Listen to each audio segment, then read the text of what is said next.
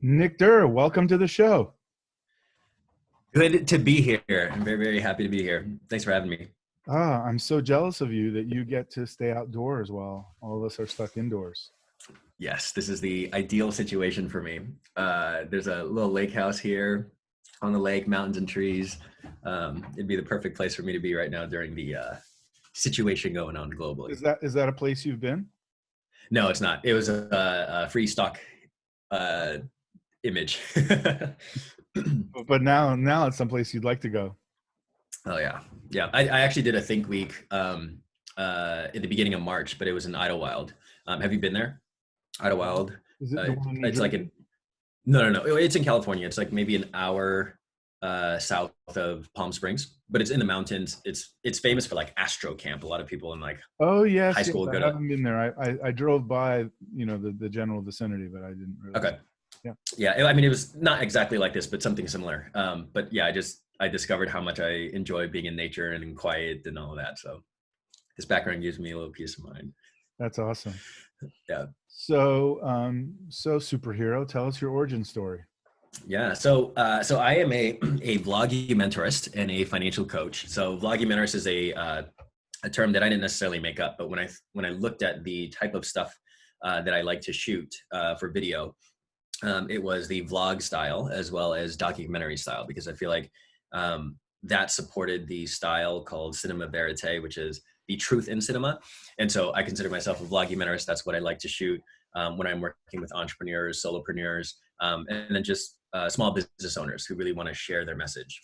And I gotten into video because I was actually a financial coach first. A mentor of mine asked me to move out to Des Moines, Iowa, to create a YouTube channel, a podcast, and really provide an online platform, video platform for financial literacy. So that's actually how I got into video. But it's a passion that completely took me over. And now what I do is, shooting clients through video. I always have to add that part because it can, mean something else to other people. But I shoot video for clients, and then I also coach people around their relationship to money. Okay. Yeah. So tell us a little bit what it looks like when you help a client through video. Yeah. So when I'm helping a client through video, the main thing that I want to make sure is that what it is that they want to share with the world or with their prospective clients gets communicated. Particularly like video as the medium. If we look at all the statistics, like the video is trending upwards exponentially in terms of where people are spending during this time period in this global situation. I think I read a stat recently that said people are spending 600% more time consuming videos. So with my business, I work on all fronts in terms of the pre-production and concepting. So like the scripting of what people want to say, to actually shooting and production, and then also the post-production, which is the edit. So I help my clients really from start to finish be able to tell the story that they need to be told. And then particularly coming from a business and finance background, I'm interested in how these videos can produce a positive ROI for my clients. Yes, most creative types are like that. We're really focusing on the ROI and making Yeah. sure that That's why I am here. And I think, in the opportunities that I've created, what I've discovered is that that's what makes me really unique. Not only that I do, pre-production, production, and post, but that I also have that business lens to it. well, when I looked at your video channel, I found it really interesting that you go through that in much greater detail than you just did, so that anyone really interested in the videographer would get an understanding. What is it you do? What is it you don't do? And you had some good life lessons in there. I think there are people that might look at your video and go, "Oh, he's the wrong guy for me," which I think would be just fine for you, right? Yep. Yeah. I think, part of figuring out your ideal client is it's just as important to know who you don't want to work with as it is finding out who it is that you do want to work with. And there was this one book that I read or actually listened to called They Ask, You Answer. But it's all around digital marketing, the online consumer. And this author, Marcus Sheridan, talks about how the power of video, literally, it's an evergreen thing, right? Like I make a video, it's on my website. And without me hopping on his quote unquote sales call, people are already self-selecting as to whether or not I'm a good fit for them. And for the ones that do find that they're a good fit, it really is not a sales call. It's just a service call of like, when do you want to start? What ideas do you have? And, when can we shoot? Yeah. I mean, a really, really easy example is I've made a lot of different decks and kind of materials to help people. I often help startups figure out what their message is and what, more importantly, what's the underlying business behind it. And we'll go through decks, and there's some people who are like, yeah, let me just steal this thing from somebody else's deck. And I find that to be just, A, it's wrong, and B, like they're doing the critical thinking for you. But there's a bunch of people out there that think it's fine to take other people's images and just use them. And like the backgrounds that I've got, they're all, they are royalty-free images. And actually, one thing I should do is put in a link. I'm going to do a little document, put a link to all the backgrounds I've used, and give photo credit to the people that did it. Cool. But in any case, like I don't want, I just don't want to use somebody else's copyright material. It's just, it's wrong. And I think you run into a lot of people that are like, yeah, throw this into the video. I should let you say this. Yeah, no, exactly. I'm assuming you're referring to that one video about like the top 5 problems and solutions when working with a videographer. Yep. Yeah, I had a dude who was extremely difficult to work with. I mean, he broke all of the things in terms of like in terms of all the top 5 problems in working with a videographer, in terms of, misalignment or not enough time in pre-production and scripting, or the communication styles. Like, he was breaking all of them. And at the very end of the edit, he asked me to include non-royalty free images, videos, songs, and pictures as images. But those 3 things, he asked me to, do all of those things into the video. And I told him I was unwilling to do it. Right. Yeah. And that's the thing. But I mean, that's a particular line that a lot of people won't cross, obviously, but there are other lines and there are other ways. Like, for example, I guess it would depend on the situation, but there's sometimes I find I'll ask for 50% up front because it just separates out the people that are serious, the people that are not. And so do you want to talk about that? Yeah, that's a good one. So for me personally, I actually will charge clients at the very end. I'll have the price investment conversation up front, but I won't collect until the very end. I think just for me, it's a personality thing. I feel like knowing that I'm working to then, receive the pay is much more of an incentive for me. That's what I want to say about that. I've always been, and this is definitely an opportunity for growth for me, but just the way that I like to do business is really based on relationships. So I trust that people will pay me. And I've had instances where like that trust was broken, or I was quote unquote taken advantage of. And, I had to eat the cost or whatever the case is. But, that's few, far, and in between. Yeah, that makes sense. But in terms of working out how you'll work with somebody, so the fact that you put so much of the upfront, what it's like to work with you on your site, you like the self-selecting aspect of it, right? Yeah, someone will vibe on what you want to do in your video. So if they will look at your video that answers the questions of how to work with a videographer, and they don't like your work, and they don't like your color palette or the way that you do that, it's probably just as well they don't work with you either, right? Yeah, for sure. And I think taking it a step further, like I view myself as an educator and someone who really is of service. Like that for me is my mission. I'm here to be of service, whatever self-expression that looks like, whether it's a financial coach or, a mentor or shooting videos. I think at the end of the day, my intent with these videos is to obviously, if I get clients from it, that's awesome. But I also want to educate people so that way, if they go with me or not, they at least are more educated and have the answers to the questions that they've been looking for to take it on with another videographer. And I have a lot of friends in the space who shoot in different styles than I do, work in different capacities. And to know that I'm not a good fit, excuse me, but I can also refer them is a win for me too. Well, that's cool. So one of the things that I think is really cool about you is that you work out, the cool thing about you is that you work out the way, at least how it looks to me, you work out how you want to live your life, and then you realign everything so that your life works. Yeah. Yeah, for sure. I think I've taken a lot of time and invested a lot of money to really develop myself. Programs through Landmark, Men's Weekend, different courses, like a lot, anything where I can really expand who I am and get a better understanding of what's important to me is something I'm all in for. And going into 2020, so end of 2019, going into 2020, one of the things I always do is I write a future for myself, like a game that I am intending on playing. And for 2020, prior to this situation, it was to be able to travel around the world for free, make banger videos for entrepreneurs, and get paid for it. And I was on track to do that. So I was going to be shooting a mini documentary for this digital nomad community called Wi-Fi Tribe. I was going to shoot, and they were going to provide flight and accommodations, and I would be around people that I want to be around. And when I look at the things that I do, what's important to me as an entrepreneur really is that freedom. And so to be able to do things like this on a Monday, you know what I mean? Or what, a day of the week, most people are behind a computer or in a cubicle, whatever the case is. But yeah, I really look at like my life and my business as one thing. And I don't have the quote offhand, but there's a quote called "The Master in the Art of Living." And essentially it says, the master in the art of living makes little distinction between his work and his play.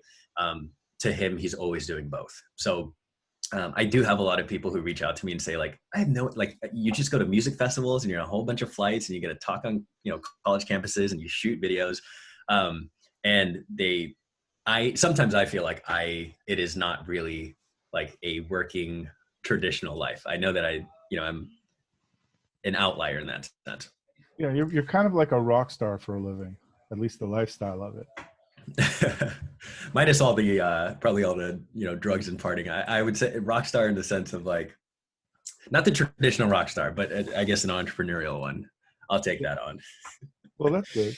So so what's it been like since you had to readjust your plan? Obviously the only way you travel is by the digital backgrounds in Zoom. Yep. So you're in LA now, right? Yes, in LA. Yeah, and then in terms of, so given the situation, obviously travel isn't possible or feasible or safe.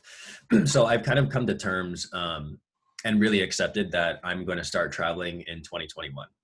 So what I've been doing, if you had a camera on me and you were actually looking at what I'm doing, you'd be seeing me being on a lot of things like this. I'm leading a lot of calls specifically for finance because last month I was not able to collect $6,000 in revenue for video work because I couldn't physically go out and shoot people, social distancing. So I've had to be creative around what it is that I want to do and how I'm going to generate income.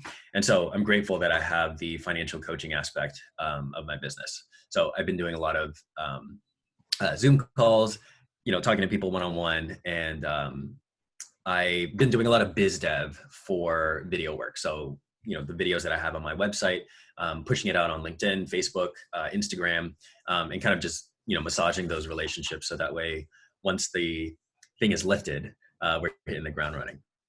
Great. Well, you want to change our hats so that we talk about the financial aspect? Sure. So one thing that I want to say is I do different things in my business and in my life. So I physically wanted a representation that I wear different hats. So this is my shoot hat. I'm going to take off my hat here. And I'm going to put on this hat.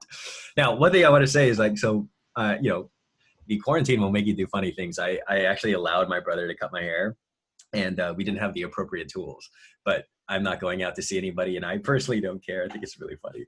But anywho, so, I'm going to put on this hat. So I have to ask, your brother is what, 9? You would think so. He's 24 years old. I see. Sometimes.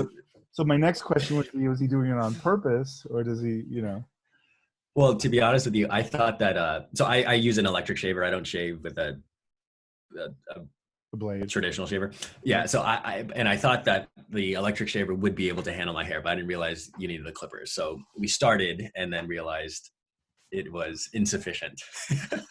So we need to go get clippers later, and we'll finish the hair. I might do like a mohawk or something fun. Well, it's lucky you're not going to the club tonight. Exactly. But I always wear hats too. That's part of like my personal brand.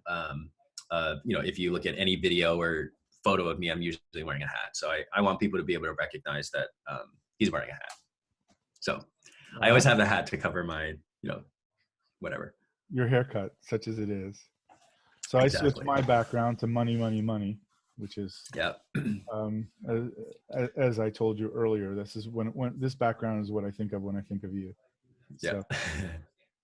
All right, so awesome. make it rain, Nick. Tell us about the financial coaching and financial stuff you do.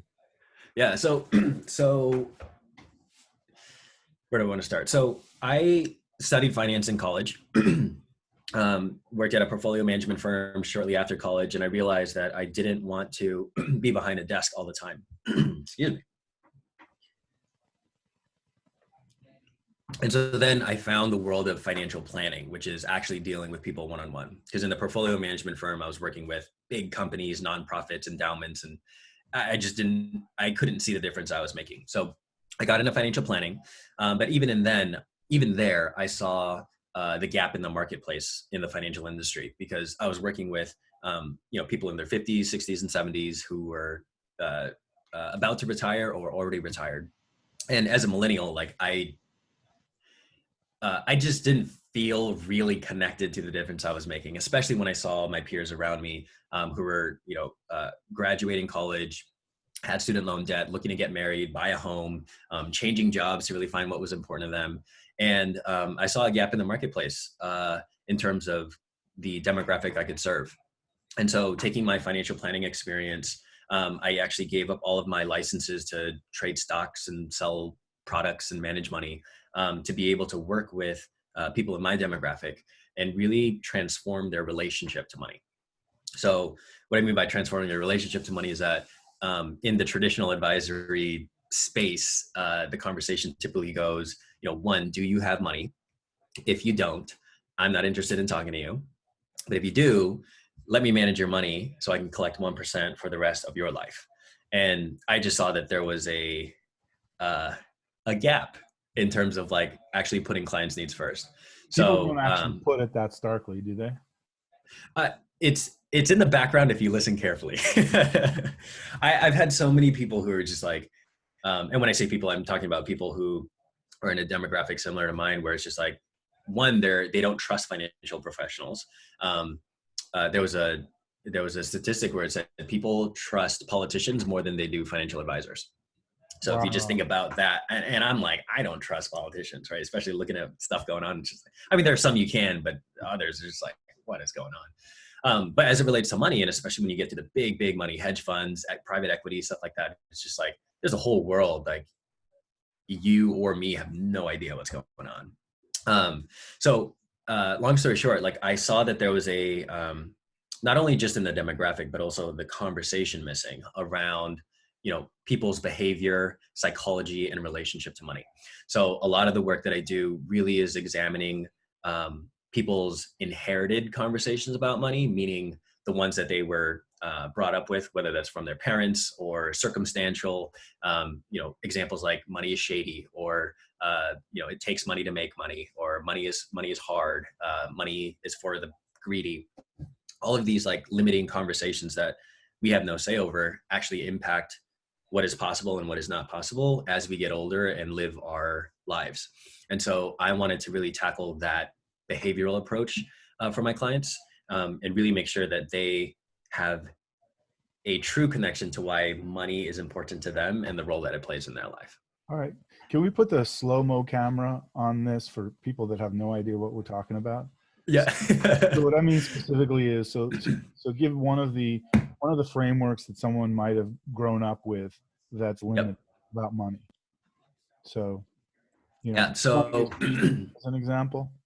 Yep. I was talking with a client yesterday. So what happened to her when she was younger was that growing up, she always found money around her house. So her dad and her grandpa actually always hid physical cash in like different areas, like in the pantry and in the attic and under the bed, and she'd find money.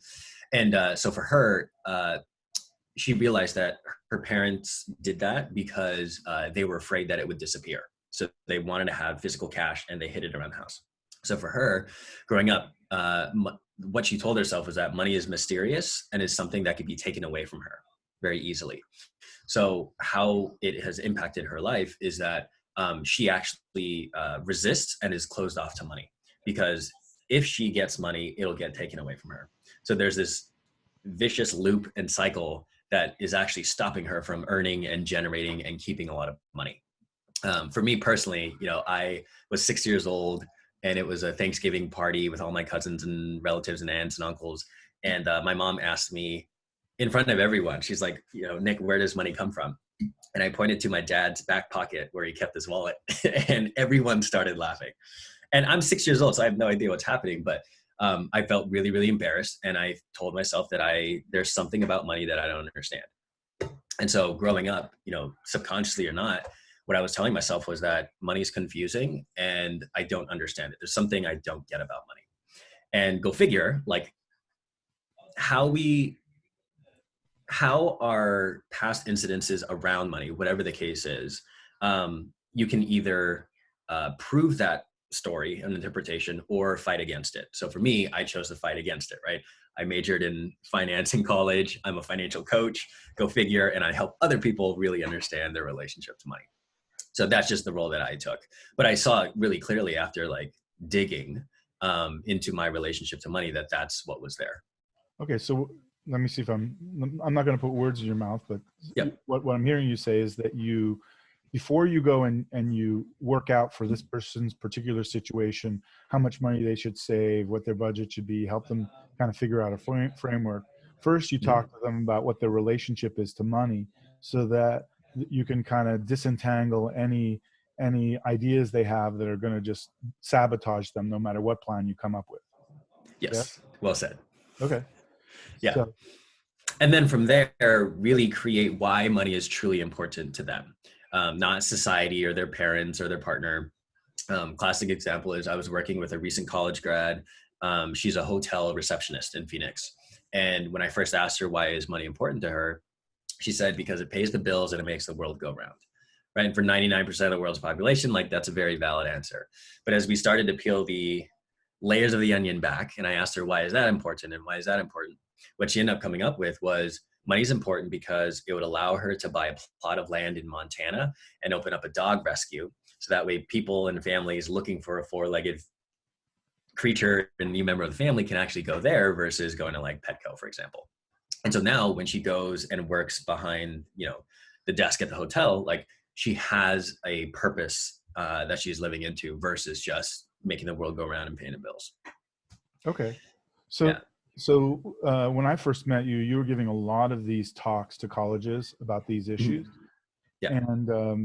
And you were also, I remember you had this one event in Long Beach in a coffee shop where you would talk to a lot of people. Obviously you're not doing that hunkered down, but are you able to bring that to Zoom? So so I led 2 calls yesterday as part of the Wi-Fi Tribe digital nomad community I was talking about earlier on this recording. Yep. So I led 2 sessions there.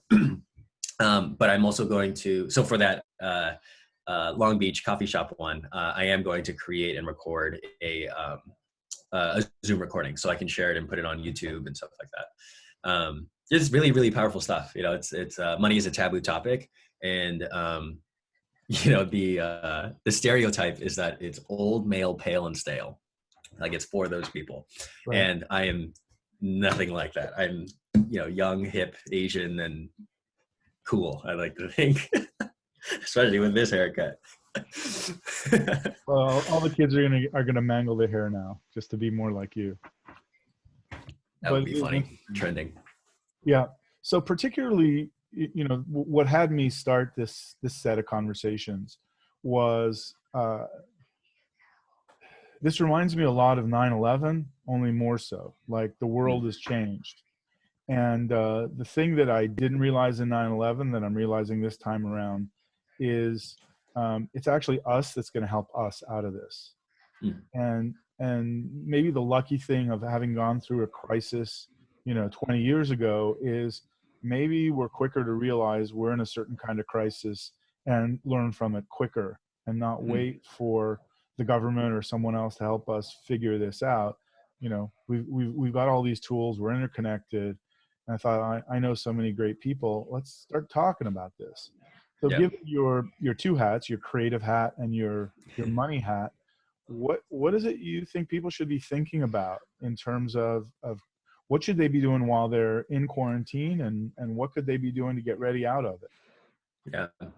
Well, that's a good question because I'm immediately going to the different types of people that what I'm about to say could benefit, right? Because if you're a single parent who has 3 kids and they're all in like kindergarten, elementary, or high school, and all of a sudden, you're working a job and either you got laid off or working from home, you also become a kindergarten teacher, right? So my advice and things to think about would be very different, versus if you're someone like me who is single, runs their own business, is already used to working from home and digitally. It's very different stuff that I would think about. But I think, do you want to rephrase your question, or do you want me to target a specific audience, or? Yeah, It's we'll target all the audiences. Let's start, like all the audience. Okay. ideas. I'm assuming they're all watching this. And Yeah. they all, Okay. they all need help, Nick. They don't all Yeah. have a cool, good-looking, charismatic friend like I do to help them through this. Sure. All right. So I would say that there's no doubt that the situation is impacting people around their finances. Whether it's income that is stopped or removed or significantly reduced. I think if there's anything that's positive out of this, is it's showing the necessity to really have like a 3 to 6 months emergency fund. So one, this is kind of like a forced savings because people can't go out to eat at restaurants or go to the music festival, or a lot of the activities are no longer possible at this point in time. You forgot hockey games. No one's watching hockey games. No one's watching hockey games. I know you are probably the most impacted about that, aren't you? Indeed. And so, if there's anything, people are now actually seeing that they could live a life where they're not spending as much. Now, with that said, if you are fortunate enough to have some type of income, I would strongly recommend, the biggest takeaway, maybe like the biggest takeaway, most bluntly stated, is to start saving at least 10% of your income. So whether it's a Venmo payment, whether it's, just a side hustle, or just even, in a traditional job, saving at least 10% of that income into an emergency fund is something that I would really take on. And then also, for someone who is a creator, or not even just a creator, like you said, to speak to everyone, with video trending upwards, and especially as more people are spending time on their mobile devices or on a laptop because there's quote unquote nothing to do, I would definitely look into how video can contribute to what you're up to. So if you do run a business, how can you use video to, promote your brand? If you're and if you're not a business owner, you can still use video to really connect with other people in the way that we are too. So really leaning into the technology of, working from home, Zoom meetings, FaceTiming with your cousins and family from across the world or whatever. And then really allowing yourself to be connected with the people that are important to you. I think if there's anything that this time is showing, like I haven't been able to see both of my grandmas because they're, in the, one, they don't live with us, but two, they're in the, they're the more at-risk population. Yep. for the situation. And so, just looking at ways that I can still stay connected without physically being there. Totally. My mom is in a nursing home and they've locked it down for a month now. So they won't let anyone in, which on the one hand, I haven't seen my mom in a month. On the other hand, neither is anyone else. And, she's safe. She's as safe as can be. But so like, for example, yesterday, my brother and I got on a Zoom call with her. They didn't quite have the video worked out, and my mom doesn't do so well on phone, but we connect the way we can. And then I wonder, have you been having Zoom parties? I have. Yeah. I have. I heard about this idea. I wonder if it. So I heard someone started a virtual piano bar. Oh, nice. Virtual piano bar. Okay. Yeah. So I haven't seen it, so I'm trying to like visualize it. So imagine you're trying to make money. Let's say you've got all these Zoom things going on at home, and you got a piano, so you could join in and provide the piano music live as it's going on, while, for some amount of money while everyone else is drinking, what have you. That's awesome. Yeah. Yeah, people are getting really creative from this situation. That's awesome. That sounds really cool. Yeah. So, Yeah. I mean, even if you're a piano player and you used to play gigs, try doing that. Like what, and look for ideas where even if you're not digital, how can you be creative and be digital, right? Yep.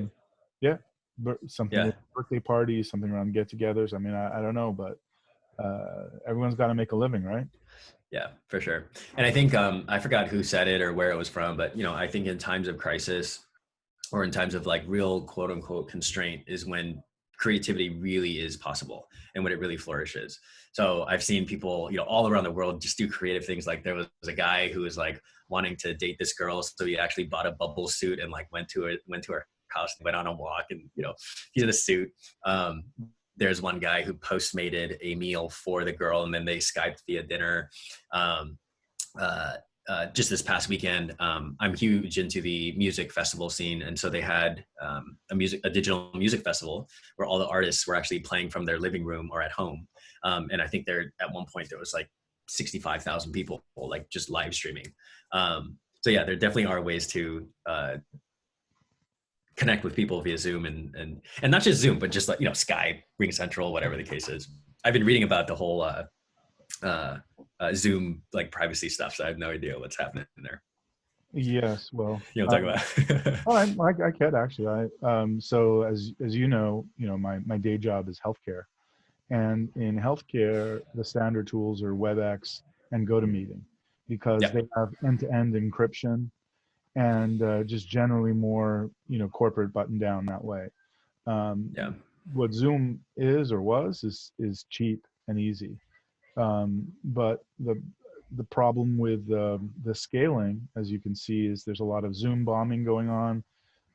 As people are doing, I know that on the Jewish side, some of them I'm at, there were neo-Nazis that were getting on to people's Zoom calls and doing, not nice things, let's say. So I know on Zoom, they just changed. I cannot do a Zoom. We booked this before, but like any new things that I book have to have a password on them. You can't book, interesting. You can't book one, and then there's a bunch of settings. So the way it used to be is like you start a Zoom with 20, 25 people, everyone could share their screen, but it starts out locked down. So there's a bunch of things they're doing, like everything else you learn. If you were blogging early on, you might remember like I did when comments was really cool. It was a great part of blogging. And it got to be so difficult, most people would just turn off their comments or don't look at the comments. And so there's specific things that came about, moderation, moderated comments and authorization and what have you as a way to fight that. And I think Zoom's going through the same growing pains, I guess, as you will, right? Yeah. So, I recently saw what is it called? The Great Hack on Netflix. Have you seen that? Sounds familiar. What was this about? It's about like privacy, Facebook, Cambridge Analytica, kind of meddling with elections and stuff like that. Yeah, it's pretty insane. Yeah, the whole privacy thing. So, anywho. So, well, no, I mean, privacy is going to be a big deal.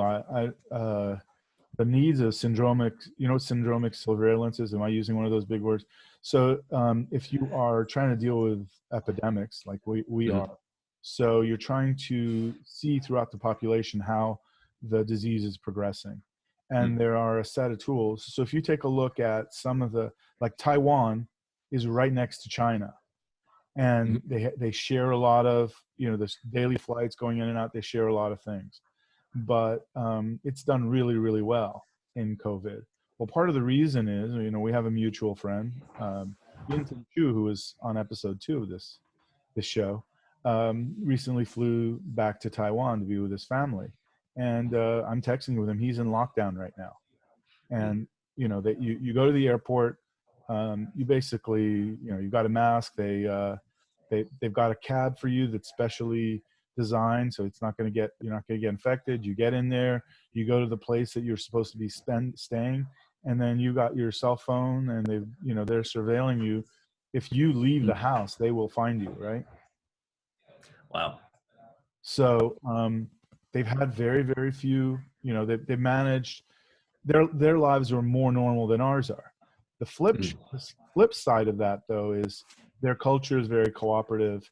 Their culture is such, you know, like they respect authority to a much greater extent than Americans do. I can't Yeah. see a lot of those things working. But so the problem we've got is that we're capable of doing this with what Google can do, Facebook can do, and Apple can do. We can actually monitor who is in contact with who and what kind of issues we have. Uh, but are we going to lose our privacy as part of it? Yeah. Ooh, I Any love the way ideas that on you're that? thinking in the Yeah. well, I just love the conversation you're bringing into this because I mean it's not something that I think about on a day-to-day basis. But it's yeah, I mean the whole and I mean just the I guess it's not necessarily a paradox. I guess it's kind of a paradox, but just the double-edged sword of like connectivity, right? Or like being able to connect with people around the world. Um, yeah, I think it's pretty. I think it's. I'm just fascinated by these types of conversations because at the end of the day, like as philosophical as it gets, I always try to ask myself like, what's the actual impact on me as a human being, but then also just like, what is the impact on society? And there's always that push pull of what I believe is right or whether or not such advances in AI and tech are contributing to society or taking away, and then yeah, I'm just fascinated by that stuff. Yeah, but those are really tough compromises. Yeah. I don't know whether we have to make them, but we're gonna make them. We're making Yeah. them. I mean, I think it's real unfortunate. I live pretty close to the beach, and for a while there, I was doing a daily walk on the beach, very far away from most other people. You can distance yourself pretty well on the beach. Um, and then in LA they locked out the beaches. They closed the beaches across California and trails. Now, if I was incensed by this, and I think it's a really bad idea. On the other hand, if I was the governor of California and I had some portion of the population who are having big beach parties and they're not doing social distancing and they're doing whatever they want, um, I might have come up to the same answer. I don't know. I'm not the governor of California. I don't have to weigh those different things. So Yeah. I think I would have come to a different conclusion. But a certain extent, I'm trying to yeah I'm trying to be kind to our leaders, Yeah. whether they're the city leaders, the state leaders, or even presidential Mhm. level leaders. And the way our country is, the chances are at one level of government or another you don't like your government. But Mhm. God help them all. If I was in that situation, I'd have to be weighing trade-offs I really wouldn't like. But the Yeah. the question is, for long term, there are some ways that life is going to have to change. Mhm. Maybe, for example, that mask culture, like it is in Asia, during flu season, we're all going to wear masks, even when, Mhm. we don't have to deal with COVID. So there's some Yeah. things we're going to have to change about the culture, but Yeah. hopefully our respect for privacy isn't going to be one of them. Yeah. Hopefully. Yeah. So that really impacts you as a traveling kind of person. How do you think, I know you're going to travel again once 2021 comes around, but is this giving you pause about your lifestyle and how, how do you Yeah, want to for do sure. I mean, I think last year I shared it with you pre-call, but I was on 69 flights last year, it? just for Nice. speaking engagements, music festivals, you know, seeing family, stuff like that. And so I really saw the lifestyle of being a digital nomad as something that was attractive. And particularly, I was flying a lot to like California from Des Moines, Iowa, and yeah. Anyway. Um, and so with the travel, like international travel, there definitely is an impact. Just because I was planning on being away for 6 months out of this year. But I think, wait, what was your question again? Like, what am I taking pause because of No, well, the situation? where I'm going for is, are you just going to pick up as if COVID never happened, or Oh, is it having you rethink 2021? yeah. Oh, it's definitely having me rethink. I think I follow the information and updates pretty closely, And I think in the beginning, when all of this was really starting, I remember in quote unquote outlandish article that said that this could last like 18 months in terms of like getting back to this new normal. And I was like, 18 months, that's a long time. Like you're definitely getting into 2021 halfway through. But yeah, I mean, if we're looking at like, for example, Italy or India, which were two places that I was looking at visiting, I probably would not be going there. So I think I'm going to take things day by day, but if there are certain countries or certain cities within countries that are safer than not, then I may entertain it. Obviously, you know, flights are super cheap. And once this is actually lifted, then I'll have to come to my own conclusion as to whether or not I'd feel comfortable going. But yeah, I am a very risk averse type of person, and I'm an introvert, and I have actually really been enjoying the time, you know, at home, compared to my brother who needs to like be out and, you know, doing stuff. At least cutting somebody's hair or something. At least cones, exactly, doing something. Yeah. But for me, I'm okay being at home, and I think in terms like when you asked about lifestyle, nothing really has changed for me. I'm just physically not in another place in the world. So yeah, to answer your question, like I will definitely be taking pause around when I think things will be safe. I've already written off, and not in a bad way, but like I've already written off like no travel in 2020. There's a couple music festivals that are happening in October of this year, and even then, like I mean, they may you be, know, they may not be. yeah, but I mean, they moved it from April to October, and you know, there's like 500,000 people that attend, and I'm like, you know, I wouldn't feel comfortable being around that many people that short. So, yeah, I kind of just taken 2021 as the year, and then you know, if things are still happening during that time, then you know, safety first. I wouldn't be traveling. So, what is it about the festivals? Is there something around the festivals that you can recreate virtually, or is it really all being in a physical space around it, right? Definitely. There's something about, you know, physically being there. However, what's been opening up by attending these virtual raves or virtual concerts is that one, you're that much closer to the artist.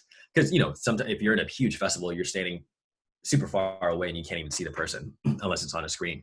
But here you can actually see, you know, what they're doing with their hands and them dancing and stuff like that. So, and like for me as an introvert, like a homebody, I get to be in like my comfortable clothes, like laying down on a couch, listening to music. But I think the only thing that makes it different given the situation is that we're safer at home. So it's not like I'm going to my friend's house to all watch it together, which in and of itself would be a different experience too.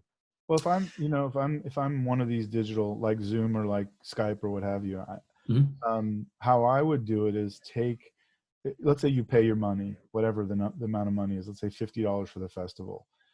You can include, let's say you had your group, so it would be you and 10 of your friends all in one Zoom chat, and one of the channels would be the music. So you're at the festival together, and the music could stream to your Sonos or whatever kind of player you have in the house.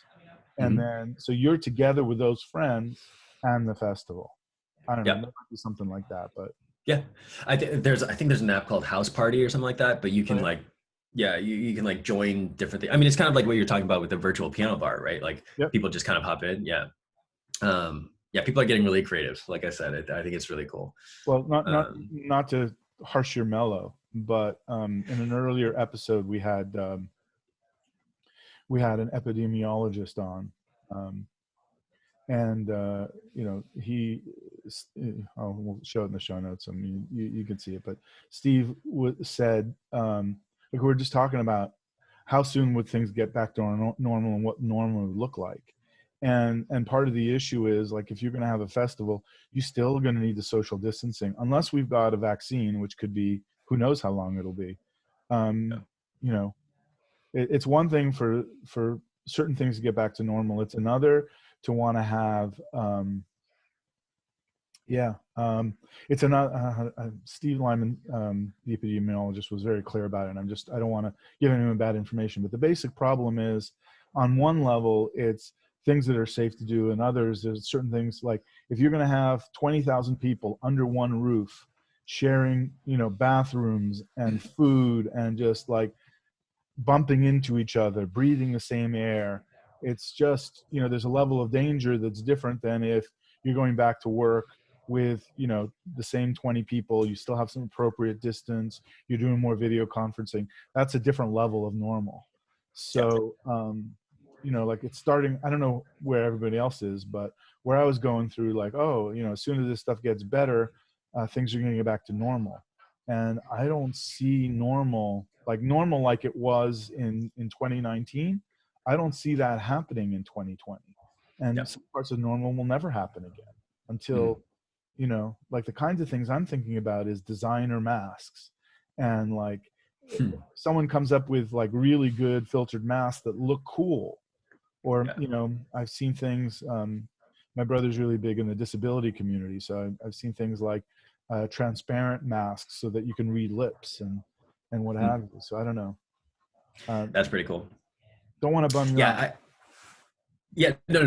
Well, I've, like I said, I've written off any travel, and then even with, I mean, you know, I have it in my calendar for Coachella and EDC, but and even like, you know, financial conferences, like I honestly,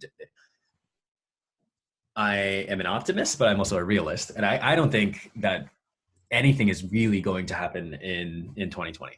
I think everything needs to seriously be considered and pushed to 2021, because like you said, there is going to be a ramp up period where people get adjusted. Like for me as a risk averse person, like whatever day it is, it's like, oh, this day you can now go outside.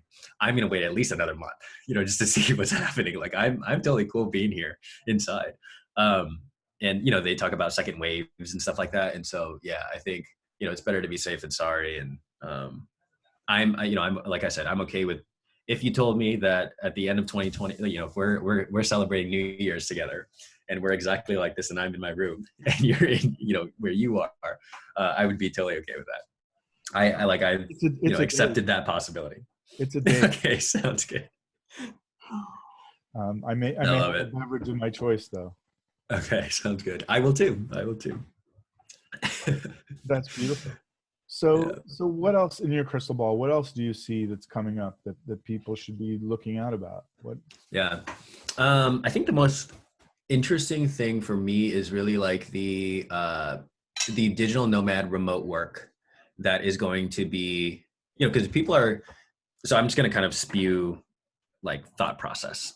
It's going to cover a whole bunch of things, but like if you're in a job, you got laid off, you're working from home.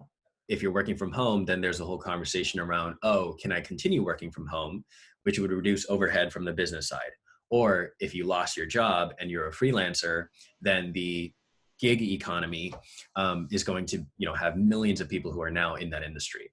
So the way in which people work is going to be very different, and the way businesses actually generate and like operate their businesses is also going to be very different. So I think we'll see a lot of people working from home, and a lot of people who actually like use this time while they're at home to learn a skill, whether that's video or coding or music or whatever the case is. Like I'm actually genuinely interested to see what type of creative results get produced from this, because people have time, right? And then also just like with education too, like I'm a firm believer, you know, I don't have kids, but when I do have kids, I would strongly have them look as to whether or not they truly want to go to college, or if they can go straight into learning directly from someone that is doing what they want to do. Because I don't remember where it was, but I think it was like by 2025, colleges will be like not irrelevant, but unnecessary. Like, you know, Google, Apple, Ernst & Young, like there are companies that Facebook, you don't need to have a college degree to attend or work there.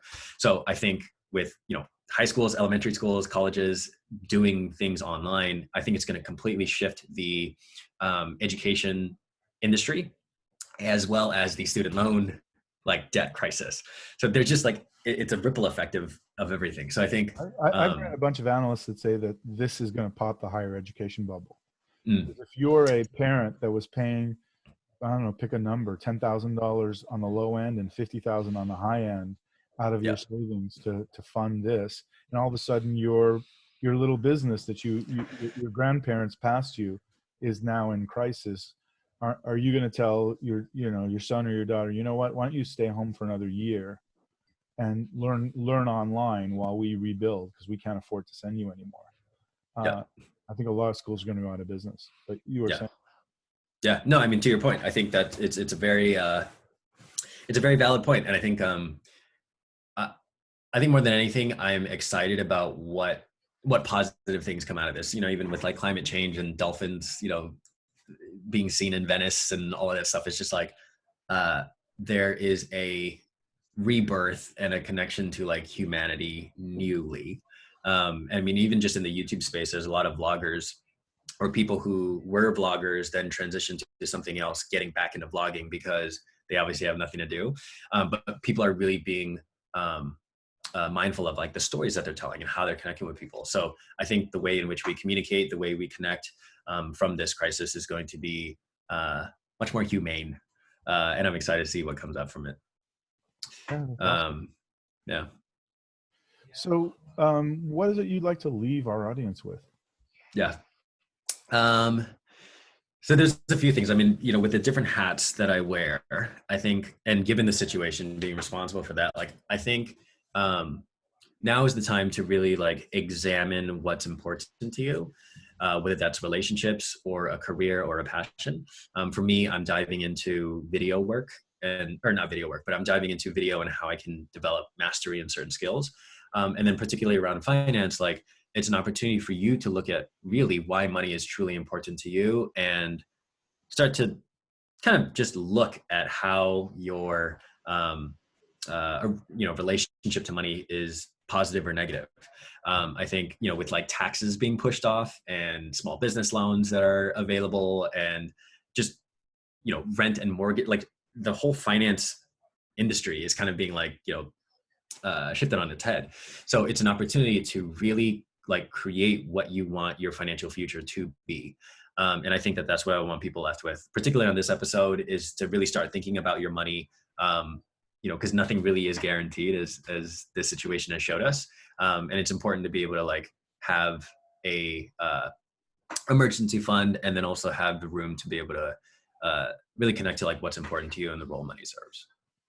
Awesome. Nick Deere, you are too cool for school. Thank you. Until next time. Yeah, this was a pleasure. Thank you, Martin. All right.